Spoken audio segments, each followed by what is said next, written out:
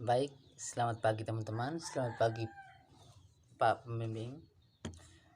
Hari ini saya akan menjelaskan sedikit tentang ruang lingkup sejarah. Sebelum saya menjelaskan tentang ruang lingkup sejarah, saya akan memperkenalkan nama saya. Perkenalkan, nama saya Arnold Sirius Panomo Manilo Lewar, asal kelas A, semester 3, jurusan sejarah. Baik. Ruang lingkup sejarah.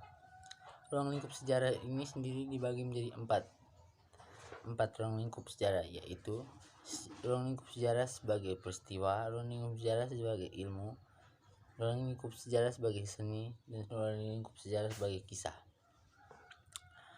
Yang pertama, saya akan menjelaskan tentang ruang lingkup sejarah sebagai peristiwa.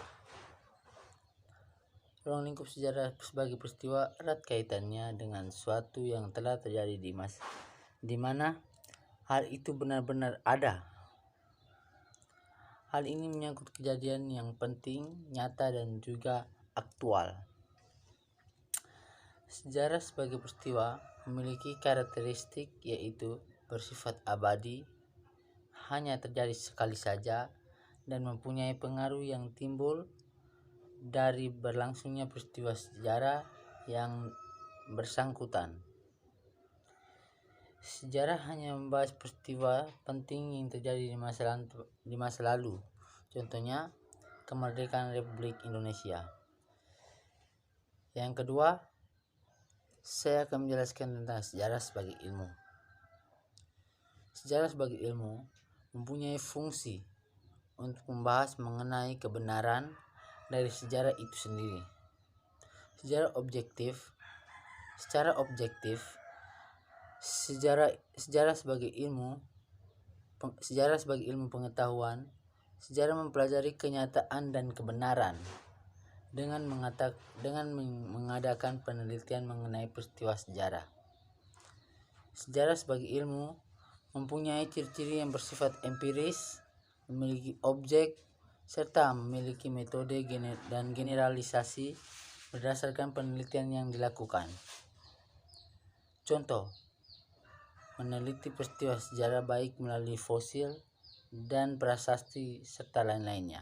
Yang ketiga, sejarah sebagai kisah. Sejarah sebagai kisah berkaitan dengan penulisan peristiwa oleh seorang di mana ide dan tulisan tersebut diambil dari sejarah. Sejarah dimaknai sebagai rangkaian cerita dan kisah berupa narasi yang disusun berdasarkan kenyataan serta tafsiran manusia. Kisah ini disajikan secara lisan dan tertulis.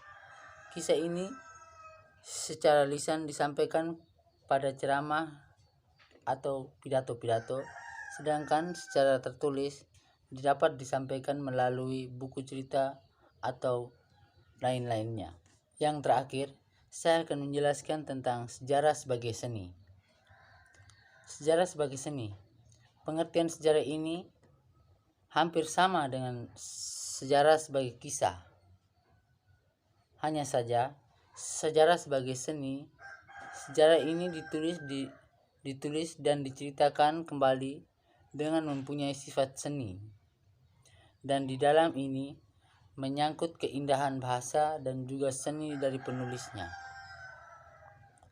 Sekalipun dapat menjadi sebuah seni, sejarah bahkan merupakan seni secara mutlak.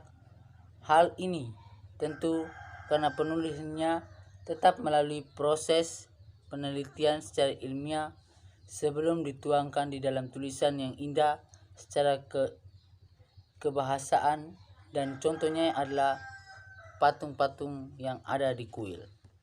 Baik teman-teman, itulah hasil presentasi saya. Saya atas nama Arnold Sirius Panomo Manilo Lewar dengan ini mengundurkan diri. Terima kasih.